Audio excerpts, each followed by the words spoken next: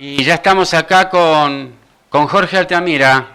Buenas tardes, ¿cómo anda, Jorge? ¿Qué tal? ¿Cómo están?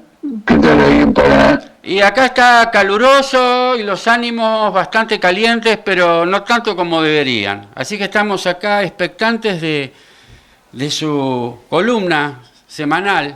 Si quiere iniciar para contarnos un poco su visión, Jorge, lo escuchamos. Bueno, no voy a aliviar las dificultades climáticas. Acá acá en la capital está lindo, está suave. Bueno, muy bien. No, el tema de hoy es el que venimos discutiendo todo este tiempo.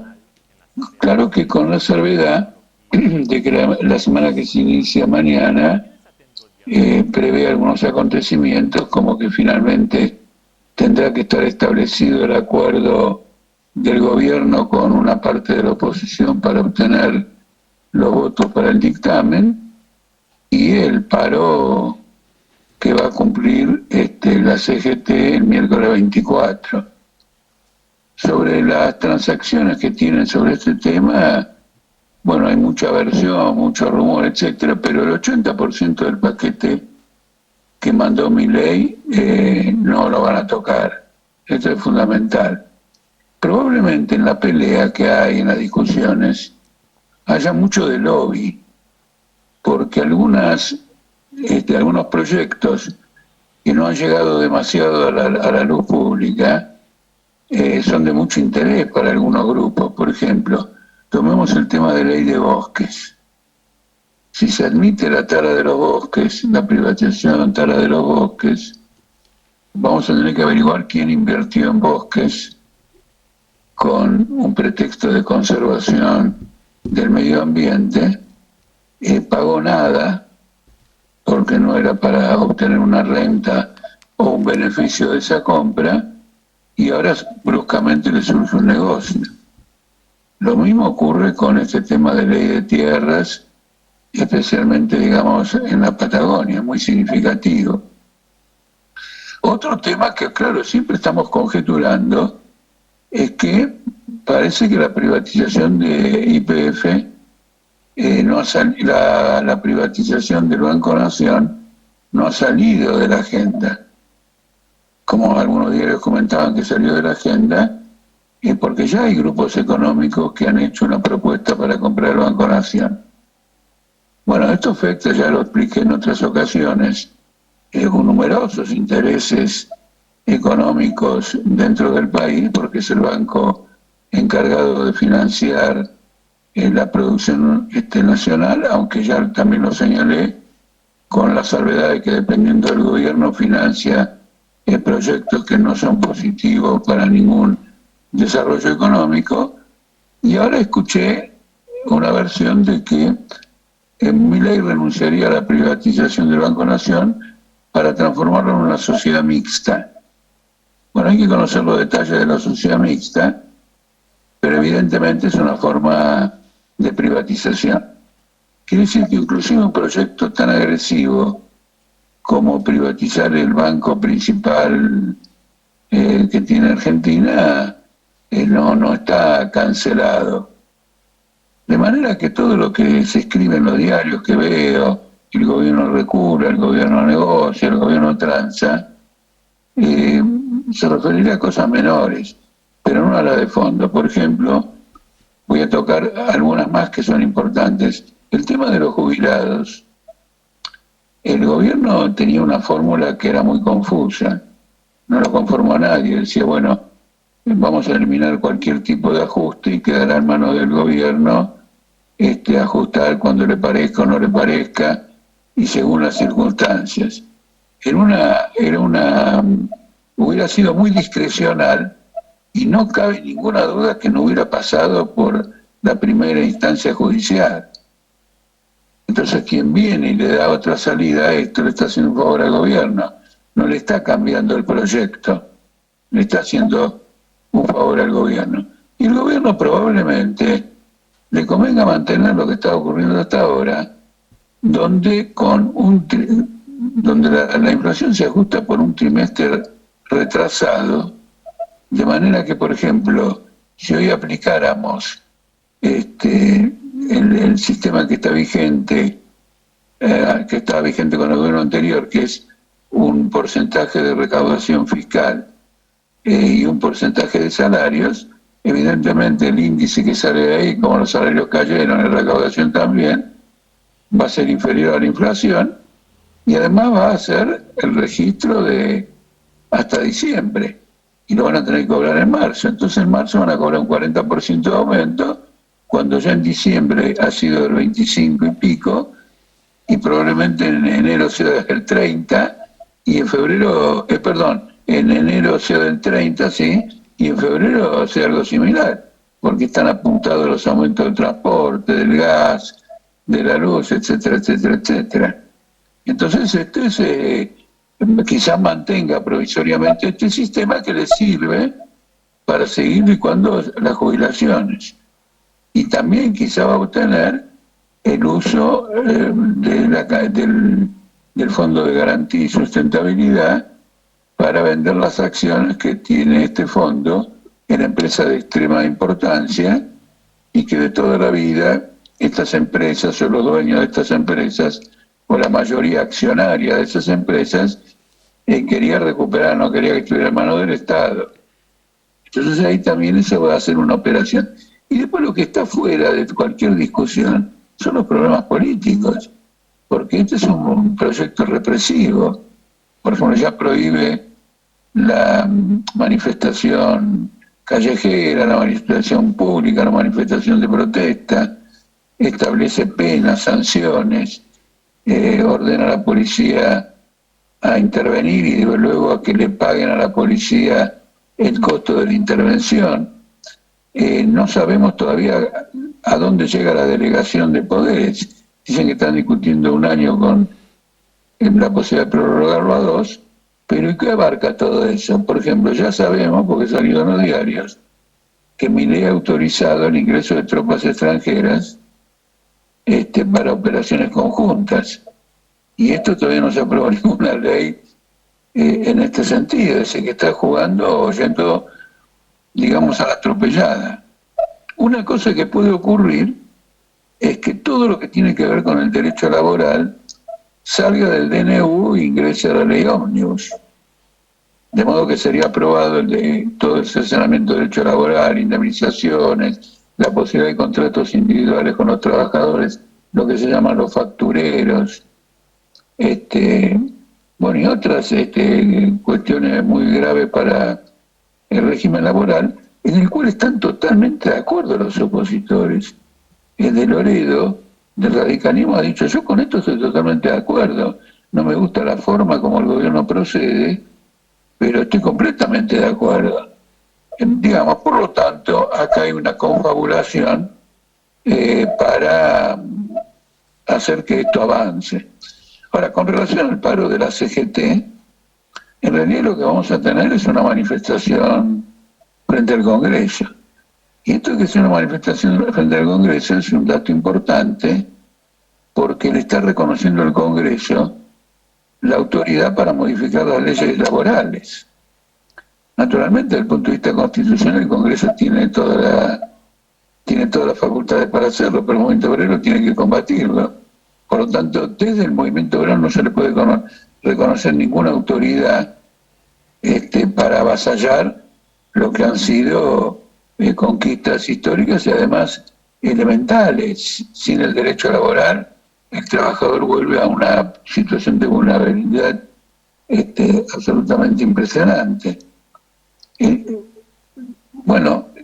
Otras medidas represivas que están incluidas, hay cuestiones de defensa, hay cuestiones de salud. El paro no contempla un reclamo unitario del movimiento obrero en cuanto al aumento salarial para completar la inflación. Cada sindicato discute por separado y lo hace de acuerdo a las circunstancias que enfrenta, y todos los que han firmado hasta ahora, probablemente con la excepción de los aceiteros, pero tampoco los aceiteros, voy a explicar por qué, han pactado por debajo de la inflación reconocida de diciembre. Y si después se lo compensan en enero, nadie le quita que usted perdió poder adquisitivo en diciembre y alimentó a su familia menos de lo que correspondería que la alimente. Está ausente en esta movilización el reclamo de un aumento salarial y de un aumento de los jubilados que sea proporcional a toda la devaluación y que sea proporcional a toda la inflación. Se meten en cuestiones legales, van al Congreso a presionar al Congreso. No es una marcha contra el Poder Ejecutivo para que retire esta ley del Congreso. En casos similares en otros países del mundo había una movilización al Poder Ejecutivo para que retire el proyecto que pretendía enviar o que ya había enviado al Congreso, o que no lo presente o que lo retire. No tiene ese carácter. Esto se agrava porque con el pretexto de facilitar la llegada de la gente a la movilización va a funcionar el transporte. Por lo tanto, se vulnera extremadamente la fuerza, la calidad, el alcance de una huelga general. Porque una huelga general tiene que ser sentida en todo el país como una paralización general de las actividades. Es el último recurso con el cual cuenta el movimiento obrero en su defensa, la huelga general. Entonces, con este pretexto va a haber trenes, va a haber subte y va a haber colectivos. Esto es completamente absurdo, por facilitar la movilización. El 17 de octubre no hubo trenes, ni colectivos, ni nada, y cambió la historia del país. Bajo el Cordobazo no hubo trenes, ni nada, bueno, ni colectivos, ni nada, y la gente ocupó la ciudad.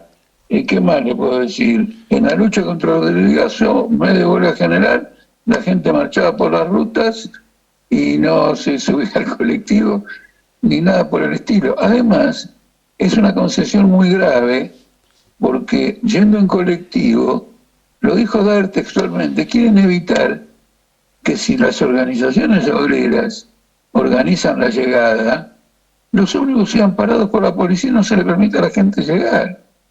Si ese es el caso, una central obrera tiene la obligación de usar su propio medio de transporte y enfrentar a la policía que está privando, está violando el derecho de manifestar y no adaptarse con el cuento de los colectivos. Entonces acá hay una entregada total de la CGT. No ha habido asambleas en ninguna fábrica, no se ha discutido nada en ningún lugar, no se ha motivado en profundidad a los trabajadores en el sentido de que vean que esta medida de fuerza tiene una perspectiva por delante, puede triunfar. Si a uno se le dice que lo que se va a hacer podrá tener un éxito ese día, pero no tiene perspectiva de triunfo, se está convocando, digamos, directamente al fracaso. Jorge, yo le quería hacer una pregunta. Creo que usted fue el primero que acá hizo el planteo de que, a diferencia del gobierno que considera que el problema del país es fiscal, que usted ha dicho que el problema del país en realidad es financiero. Entonces yo, en base a esto, le quería hacer una pregunta, dándole datos que son de conocimiento público, como que el presupuesto del año 2023, es decir, el pasado año, destina un 27% para servicios de deuda, es decir, para intereses de deuda, y un 9% para pagos de la nueva deuda. Esto es más de un 10% que lo destinado a salud y a educación sumados, ¿no? Entonces el gobierno, como solución de Milei, plantea bajar el gasto público. ¿No es así? Como para disminuir el déficit fiscal y de esa manera bajar la inflación, ¿o lo hace para poder cumplir con los compromisos de pago, o para qué lo hace Milei esto? Bueno, en palabras de ellos, cumpliendo con los compromisos de pago, entiende que crean una confianza que habilitaría que desde el exterior llegue nuevo financiamiento, es decir, nueva deuda encima de la deuda acumulada. Por eso, uno de los aspectos de la ley Ómnibus es modificar lo que se llama la ley de administración financiera, que le da carta blanca al gobierno para endeudarse más sin pasar por el Congreso. La ley de administración financiera pone condiciones. La condición es que si se van a endeudar o se va a refinanciar una deuda, tiene que tener cláusulas que mejoren la forma de pago de esa deuda respecto a lo que está vigente. Si se elimina, y esa es la intención que hay detrás de eliminarlo, se puede aceptar cualquier abuso y cualquier usura de parte de los acreedores internacionales. Entonces, ahora, cuidado que el gobierno nunca va a resolver el problema del déficit fiscal, nunca. Y le voy a explicar rápidamente por qué.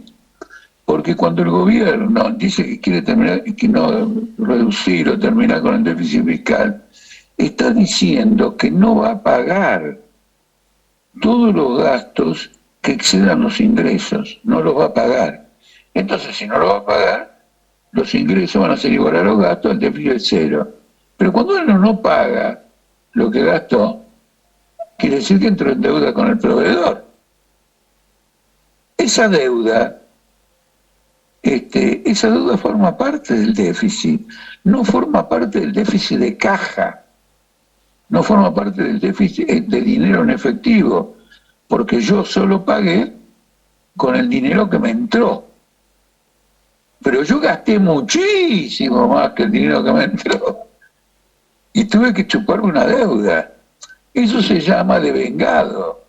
El devengado del gasto es fabuloso y está acumulando deuda todo el tiempo y lo está disimulando.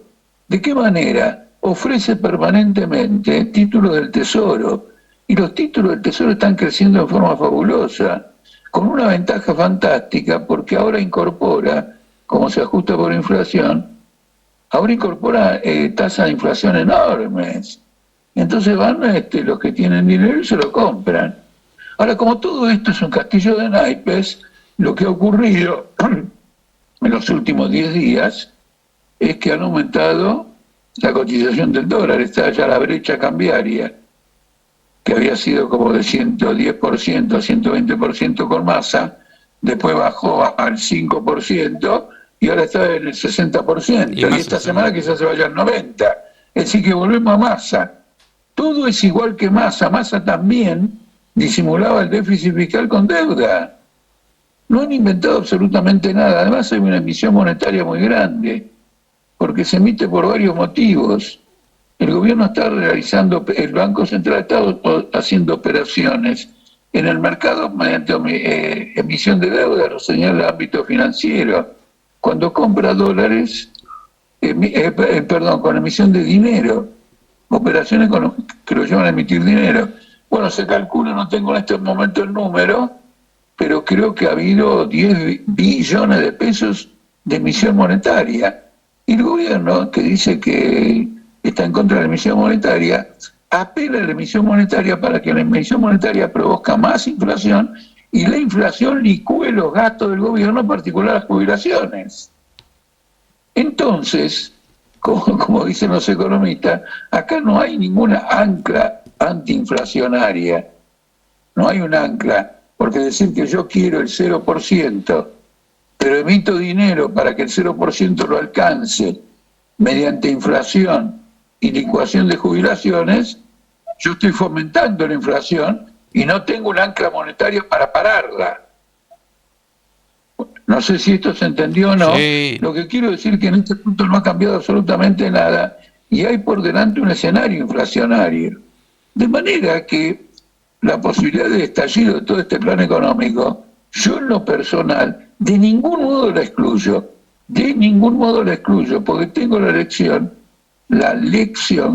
de la primera ministra británica, que pertenece a la misma corriente libertaria de Milley, Liz Truss,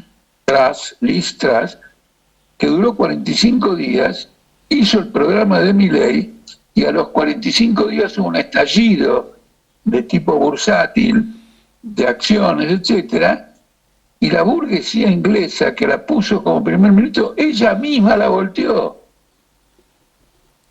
Acá yo tengo una pregunta.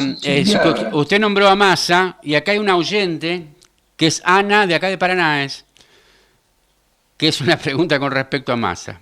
Y le pregunta a usted, ¿qué es lo que opina de la actitud tomada por el señor Massa que después de estar desaparecido cual fantasma, ahora sale como un salvador diciendo que va a acompañar la marcha del 24, luego de que la había calificado como muy apresurada. Bueno, ocurre lo siguiente, está bien la indignación, yo comparto la indignación de Ana, pero esta es la parte menor de lo que de la tragedia que significa toda esta gente, es la parte menor, que son inconsecuentes, pero por supuesto que son inconsecuentes, dicen lo que corresponde a los intereses del momento, eso es indudable. Usted, en materia de contradicción, hay un programa de C5N, que es el que está los sábados, que se llama por TV, no me acuerdo cómo es en que contrasta video de antes con video de ahora, sí. Y no se salva absolutamente nadie. Yo le cuento en lo personal, una vez me hicieron eso a mí en una radio, me hicieron una pregunta primero, y cuando la contesté, el periodista encendió algo y dice, bueno, veamos lo que me contestó Altamira hace 2 años cuando lo entrevisté aquí sobre esto mismo, 3 años. Yo sentí un escalofrío porque no recordaba que me hubieran hecho esa pregunta y cómo la había respondido. El tipo pone, y hasta en la vacilación inicial, porque yo hago una especie de pequeño, vuelvo a hacerlo, le contesto literalmente lo mismo. En cambio todos estos no, si Massa acompañó a Macri a Davos, ¿qué es lo que puede decir Massa? Massa no puede decir absolutamente nada, lo acompañó a Davos, sostuvo al gobierno de Massa, Massa sostuvo al gobierno de Macri, hasta que el gobierno de Macri quebró, y no lo sostuvo más tiempo porque entonces también iba a quebrar Massa. Y nadie se pega un tiro a sí mismo. Eso es así, no hay ninguna duda. Entonces, este tipo de cosas, es importante que la gente lo registre, como lo registra el oyente, porque revela una sensibilidad para la hipocresía del político que sirve a los grandes intereses económicos. Pero es el detalle menor, es algo que ¿por qué lo hará? ¿Qué maniobra hay detrás? ¿Por qué vendrá o no vendrá? Además hay otra cosa que él logró que funcione el transporte, Massa. Massa no va a poder decir que no funciona el transporte. No se está dirigiendo una verdadera huelga. No es una huelga sin transporte. El transporte constituye una apuesta estratégica del Estado y del movimiento obrero. El Estado va a hacer siempre lo imposible porque funciona el transporte como instrumento para quebrar una huelga. Y por lo tanto el movimiento obrero tiene que luchar para que el transporte no funcione, porque son compañeros de la clase trabajadora también, los choferes, los maquinistas, la gente del subte, que maneja el subte, son trabajadores, pero para que sea un elemento de fuerza a favor de los trabajadores. Como es un piquete en la entrada de la puerta de una fábrica, no se declara una huelga. Cuando yo era chiquitito y había una huelga, mi papá se levantaba igual a las 4 de la mañana porque iba a formar un piquete en los talleres que él estaba. Y yo lo viví eso como totalmente natural. Y después a la noche, cuando cenábamos con mi mamá, contaba algunas anécdotas del piquete. Y esa es la vida de la clase obrera. Jorge, ahora que habla del tema del transporte, ya se están tirando algunas cifras de lo que van a ser los precios del transporte en Cava, sobre todo Buenos Aires y Capital Federal, ¿no? Y parece que estos aumentos van a ser terribles por las cifras que están tomando, vamos a ver en el momento, ¿no? Pero esto yo lo engancho con que todas las encuestadoras,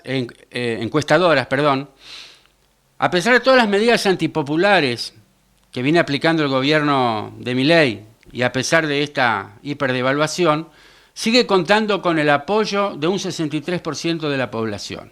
Al menos son los datos que las encuestadoras tiran. Yo digo, ¿usted no supone que ahora en enero, cuando empiecen a venir las nuevas tarifas y las nuevas tarifas por los servicios públicos, este apoyo puede declinar de un modo intempestivo o la gente va a seguir aguantando? Ese apoyo ya declinó, es indudable que declinó, porque después preguntan sobre las medidas que toma el gobierno y el 80% está en contra. Acá hay una campaña, no van a entregar la opinión pública, sino más los autores de este tipo de plan. Entonces se largan a manipular todo eso, y lo tiene ahí a un tal Santiago Caputo, al cual se le atribuye haber manejado en las redes la campaña electoral de Milei, que debe estar activísimo con las consultoras, con esto y lo otro, cuidado con lo que me pintan y todo lo demás. Inclusive los canales de televisión, nadie habla de esto de que entregaron el transporte, no hay ningún espíritu crítico, no hay nada. El problema principal, que probablemente tendrá un trabajador que haya votado Milei, es que sufriendo toda esta calamidad, sigue sin verle ninguna perspectiva a la CGT, y no solo que sigue sin verle esa perspectiva, sino que la CGT no constituye ninguna perspectiva. No es que él se equivoca en la mirada, no se equivoca en la mirada. En la mirada se equivoca alguna gente de izquierda que le atribuye a este paro poderes milagrosos. Es una cosa totalmente diseñada para que salga mal, para que no triunfe, para que no haga retroceder al gobierno, para que no saque el DNU inconstitucional, una ley ómnibus en paquete con tantas medidas juntas, discutidas en 3 comisiones, violenta el reglamento del Congreso y violenta el funcionamiento democrático, y sin embargo nadie va a decir nada. Y teniendo la oportunidad de aparecer como campeones y defensores de la democracia, han reducido esto a un paro. Le voy a decir una cosa más. Sospecho que Bullrich va a acordonar la Plaza Congreso de manera que la avenida Rivadavia y la avenida Hipólito Yrigoyen del otro lado queden liberadas y que estemos en un corralito, en una jaula, adentro de la plaza, y eventualmente, bueno, dependiendo de la cantidad de gente que haya, la CGT argentina, que en el resto del mundo piensan que es un Estado dentro de otro Estado, porque se la contaron de esa manera y porque alguna vez lo fue, obviamente, hace décadas, pero lo fue alguna vez. Entonces todavía en el exterior creen eso. Entonces la gente que pudo haber votado a Milei, indudablemente está yendo a la frutería como cualquiera de nosotros, está yendo a la carnicería, si es que va a la carnicería. Y se da cuenta que no tiene para pagar todo eso. Entonces no puede estar de acuerdo con una cosa de este tipo. Entonces efectivamente no está de acuerdo. Pero ahora tiene un impas, porque creyó que terminaba con la casta, y ahora parte de esa casta llama a un paro, pero comprobando que es una casta, no lo consulta, no hace asambleas en las fábricas, no hace congresos, plenarios, no agita, se la pasan discutiendo ahí en el Parlamento con los diputados, en lugar de estar yendo al complejo aceitero de Rosario, de ir a las fábricas metalúrgicas y automotrices de Córdoba, y al cordón industrial del norte del conurbano, estando ahí, agitando los obreros en la puerta, explicando y mostrando una voluntad de ganar una batalla. De ninguna manera, porque esa gente tiene sus problemas sociales resueltos. Jorge, quedan 17 minutos y hay varias preguntas que son interesantísimas y aparte son formuladas por los oyentes que están ávidos de su respuesta. Por ejemplo, Miguel López, acá estamos saliendo un poco de los temas que venimos tocando. Miguel López es de San Isidro, creo. Dice, hay mucho nacionalismo en partidos que se dicen marxistas. Una cosa es para ellos, la burguesía y todos los partidos del régimen, y otra para nosotros. la clase obrera, a pesar que dentro de nosotros hay una cierta moral nacionalista. ¿Cómo despegamos de ese nacionalismo? Le pregunta a usted. Bueno, es un tema, es verdad, lo del nacional. En primer lugar, coincido, digamos, en ese enfoque. Por ejemplo, hay que tener un cuidado que cuando uno denuncia la entrega eventual y la privatización eventual del Banco Nación, no nos traguemos el cuento de que el Banco Nación es un baluarte de soberanía, democracia y bienestar para los trabajadores. Es una máquina de hacer plata a los capitalistas. Además, vean los sueldos de los gerentes. Y lo mismo el Banco Provincia. Además, financian, por ejemplo, acá ha habido un negociado de la Gran 7 con la soja, de parte de los bancos provinciales y el Banco Nación, que consistía en que se le daba crédito en pesos a una tasa de interés regular, para que y los otros guardaban la soja esperando que suba el dólar. Entonces la patria nacional y popular estaba al servicio de la oligarquía. Por otro lado, algo que repito, pero creo que no lo dije nunca en este programa, de toda la deuda pública del Estado, el 70% es de la burguesía nacional, el 30% es de tenedores extranjeros.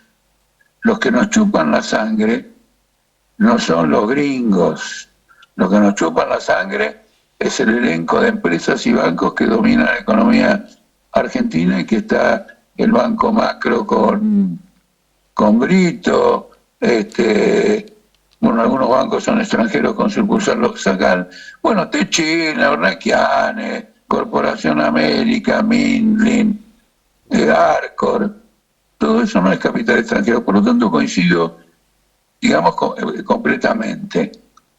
Pero una privatización que está hecha para reforzar la dominación del capital financiero, en última instancia perjudica al trabajador. Entonces el trabajador tiene que luchar contra esa privatización sin adoptar nunca el punto de vista de la burguesía, que lo que quiere es conservar su parte en el mercado bancario, digamos, en este caso. Entonces no se trata de no luchar por estos problemas o ser indiferentes, sino que hay que tomar una posición, pero reflejando los intereses de la clase obrera en esa posición. ¿No es cierto? Acá manda una pregunta un oyente de Entre Ríos, de Concepción del Uruguay. Dice: buenas tardes, una pregunta para Jorge Altamira. Ahora sí pasamos un poquito al tema internacional, ¿no? Este realineamiento internacional que está llevando adelante Milei, ¿en qué posición dejaría a nuestro país con respecto a China, a Rusia y la crisis en Medio Oriente? Bueno, es en una posición de vulnerabilidad, porque se alinea completamente con los Estados Unidos. Es un alineamiento total y completo. Naturalmente que tiene la contradicción de que el principal consumidor de exportaciones de Argentina son dos países que no están alineados de esa manera, como serían China o Brasil. Acá hay una contradicción, pero claramente, le voy a decir más todavía.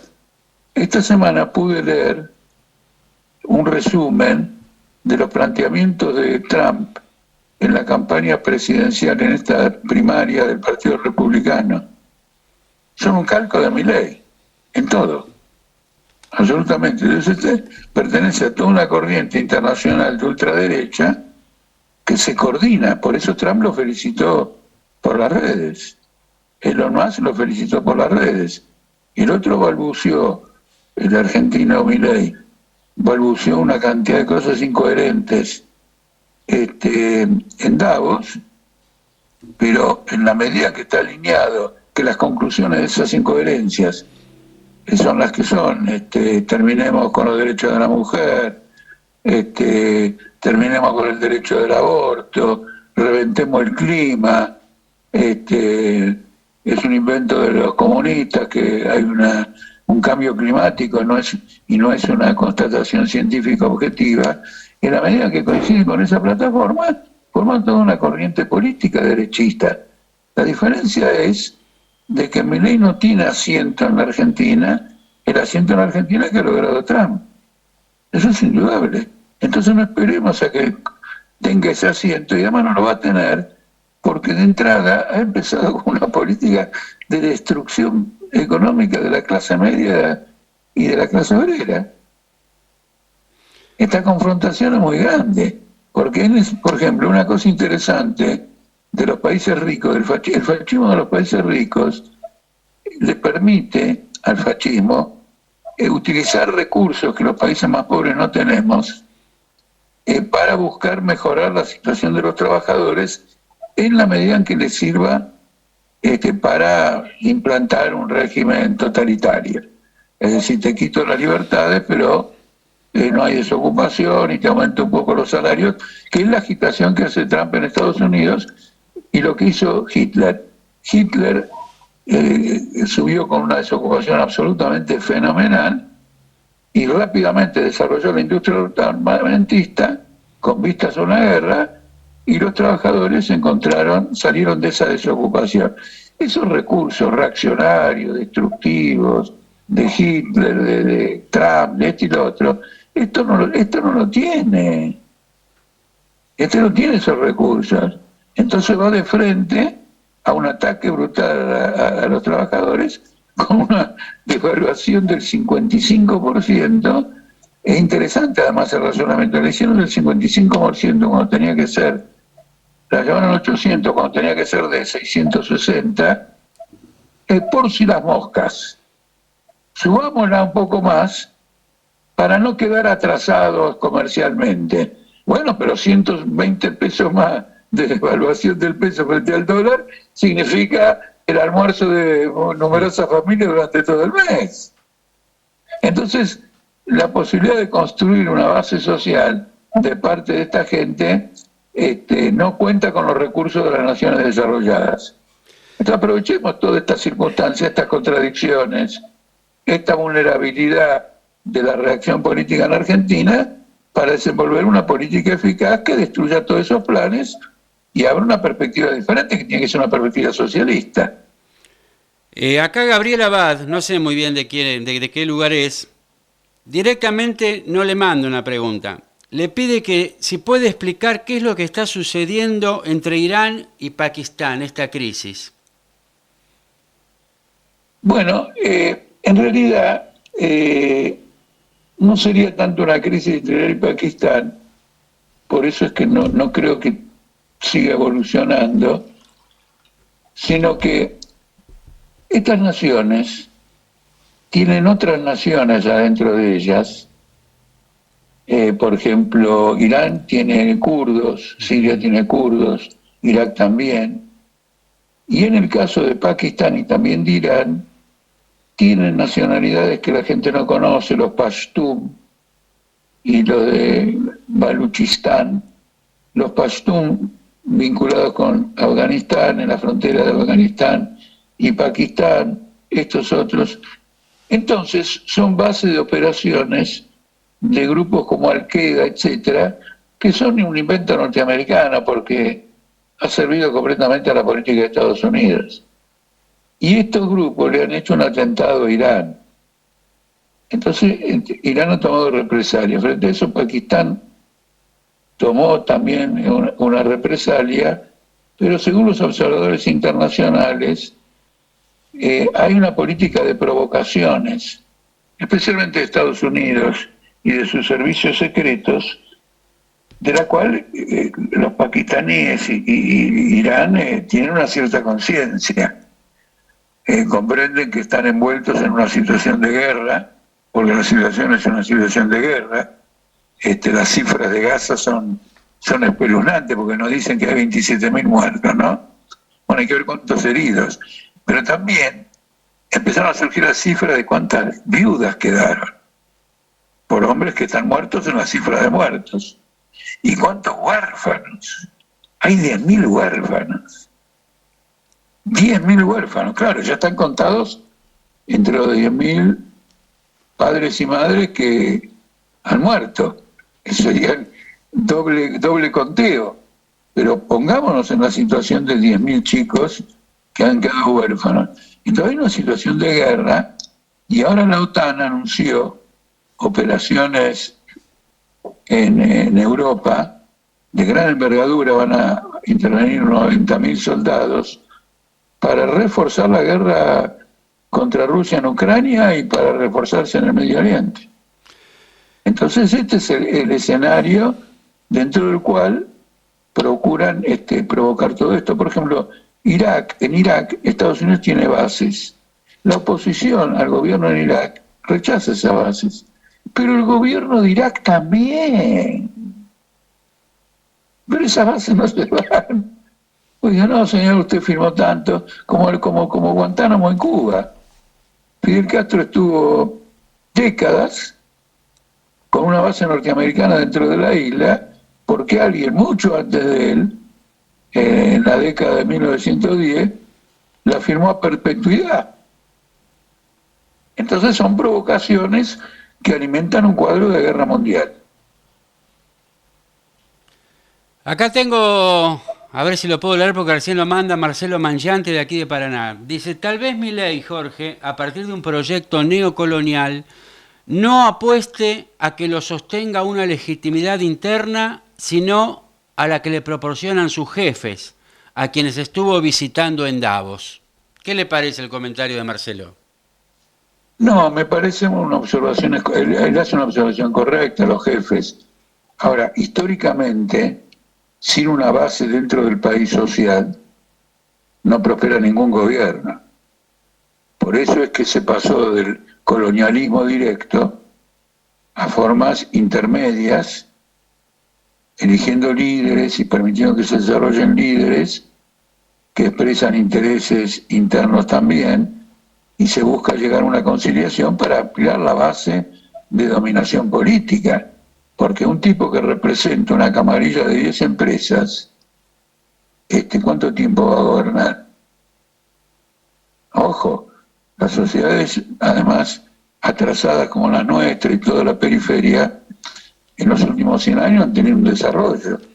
Ya no son esa islote de pura explotación. Ha desarrollado intereses internos, contradicciones, problemas, forjado una historia de luchas.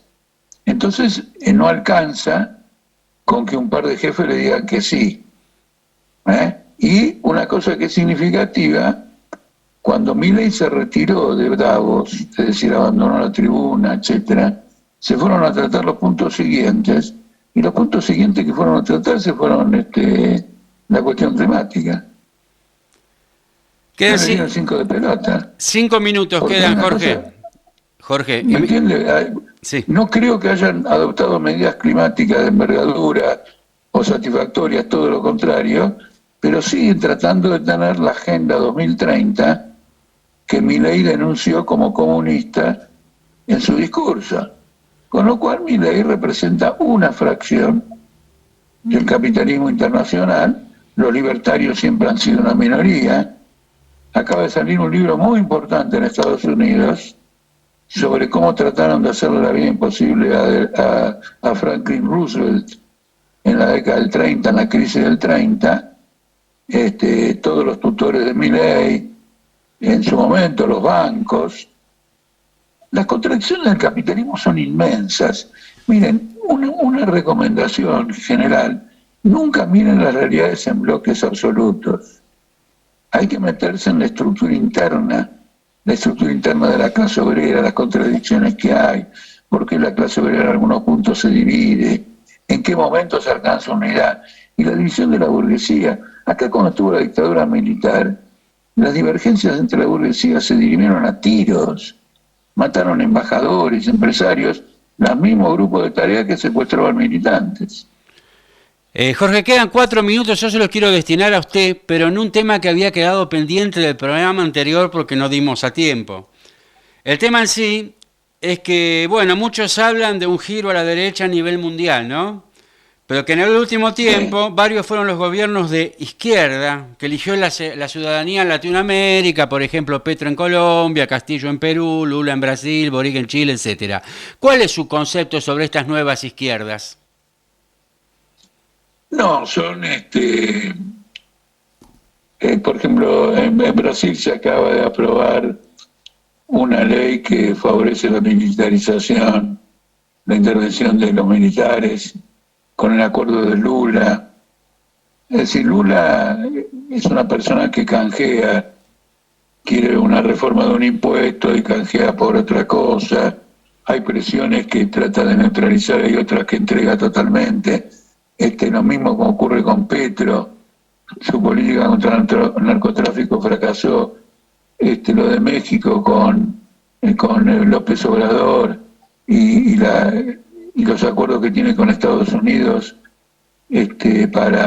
contra los inmigrantes, los que quieren entrar a Estados Unidos, una política brutal de represión, una represión que empieza en la frontera entre Guatemala y México, para que no lleguen a México y después creen el problema en la frontera con Estados Unidos.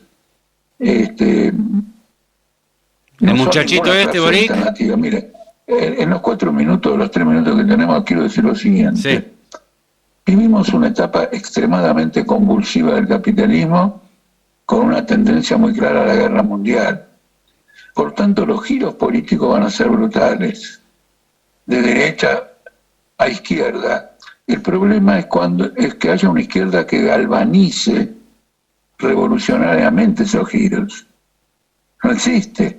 Por ejemplo, en Francia ha habido una gran movilización y lucha contra la reforma de las jubilaciones por parte de Macron.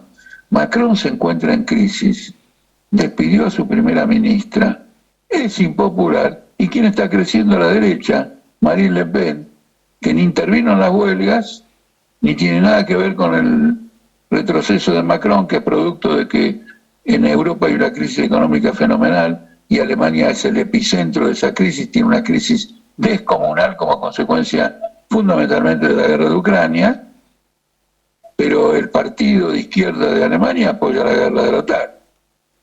Entonces acá tenemos una crisis extraordinaria en el movimiento obrero con relación a construir una dirección política que sepa, que tenga las condiciones programáticas de responder a esta catástrofe capitalista. Esto es todo. La gente no gira a la derecha por ninguna otra razón. Ha hecho más guerra Hillary Clinton y Biden que las que hizo Trump. Entonces un obrero dice, ¿qué pasa acá? Me gastan toda la plata en aquello. Claro, Trump también le bajó los impuestos a los capitalistas al 15%, del 35 al 15%. En el programa nuevo ahora para esta campaña lo baja más todavía. Eso es en perjuicio de los trabajadores, pero es un programa confuso. ¿Dónde hay una izquierda revolucionaria en Estados Unidos? Bueno, Jorge, hemos llegado al tiempo. Creo que hemos aprovechado al máximo el tiempo con el que disponemos, porque se ha podido explayar en bastantes de los temas que eran solicitados por los oyentes. Así que, si usted está de acuerdo, seguimos el domingo. ¿Qué le parece? Y también tenemos ahí el balance del paro.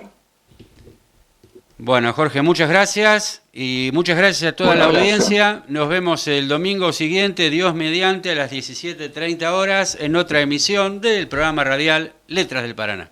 Muchas gracias. Un abrazo y un saludo a los oyentes. Gracias.